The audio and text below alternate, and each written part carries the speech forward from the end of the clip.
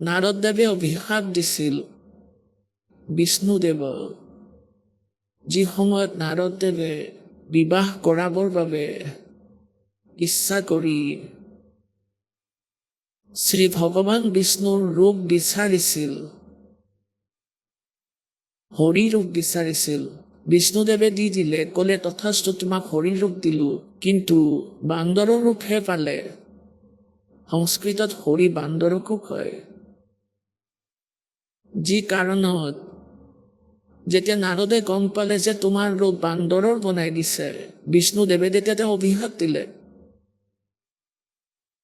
নাৰদদেৱে অভিশাপ দিলে যে আজি মই নিজৰ এক পত্নী প্ৰাপ্তিৰ বাবে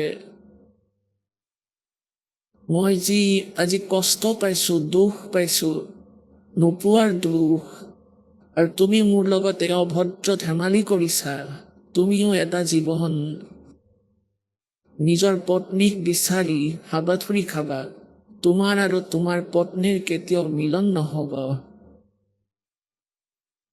এতিয়া যিহে অভিশাপ দিছিলে সেয়া শ্ৰী বিষ্ণু ওৰফে ৰামচন্দ্ৰ দশৰথৰ পুত্ৰ অযোধ্যাৰ ৰজাই নাৰদদেৱে দিয়া অভিশাপ ভোগ কৰিবলগীয়া হ'ল। তাৰ পৰা বাচিব নোৱাৰিলে কোনো কাৰণতেই।